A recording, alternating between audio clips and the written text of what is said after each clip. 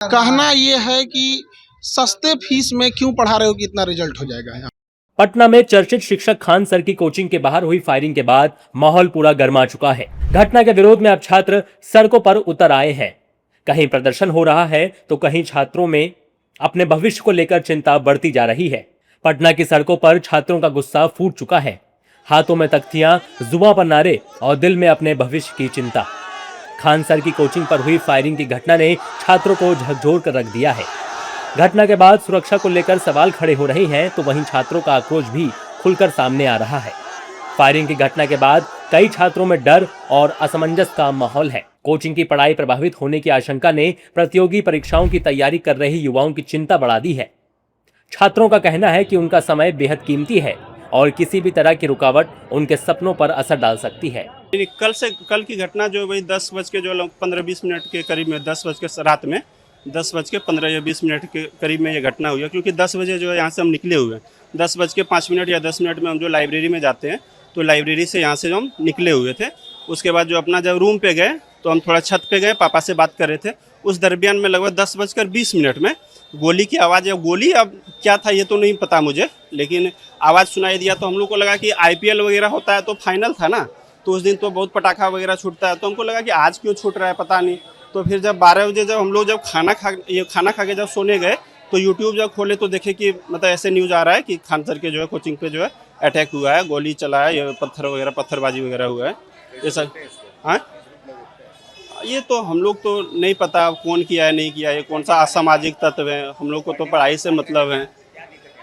हम लोग को पढ़ाई से क्या दिक्कत आएगा। अभी जैसे लाइब्रेरी गए थे तो अब देख रहे हैं कि अगर निकलेंगे तो फिर आ नहीं पाएंगे, तो लास्ट में हम लोग बैग उठा के जो रूम जा रहे हैं। हाँ, लाइब्रेरी खुला हुआ था हम लोग का। शर्मिंदा का बात है कि शिक्षण संस्थान पर हमला नहीं होना चाहिए। ऐसे हमला किसी पर नहीं होना चाहिए, लेकिन उसमें भी शिक्षण संस्थान जो सर्वश्रेष्ठ शिक्षा संस्थान था बिहार का, उस पर हमला ये पूरे बिहार की छवि को दूषित करता है।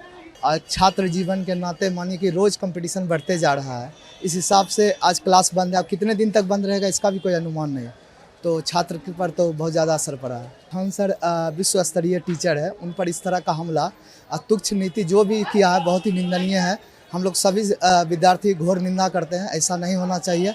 और जल्द से जल्द हम सरकार से ही मुहिम करते हैं कि जो भी अपराधी हो, आरोपी हो, सरकार उन्हें जल्द से जल्द सजा दे। नहीं, बहुत गलत काम है। जो भी काम किया वो बहुत घटिया किया, उस पर निष्पक्ष जांच होना चाहिए। और जो भी गंदा हरकत किया उस पर एकदम कार्रवाई होना चाहिए। लेकिन जो देखिए इतना घटना कि आज का क्लास सस्पेंड है, फिर कल रहेगा। स्टूडेंट के लिए तो ये अच्छा बात नहीं हुआ। क्लासेस में इतना दूर से आता है बच्चा पढ़ने, धूप में आता, फिर यहाँ से सब घूम के गया अपने क्लास पे, क्लास से गया दूर, क्लास तो आज सस्पेंड हो गया। तो ये जो भी अच्छा किया है वो घटना, या मारपीट या बोल रहा है गोली फायरिंग हुआ, ये हुआ है, तो ऐसा नहीं होना चाहिए था। ठीक है, जो भी हुआ ये गलत हुआ है।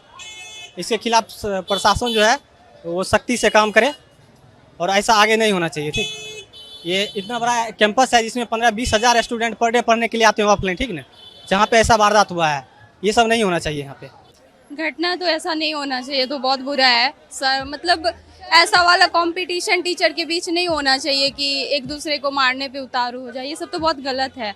इससे हम लोग का पढ़ाई डिस्टर्ब हो जा रहा है।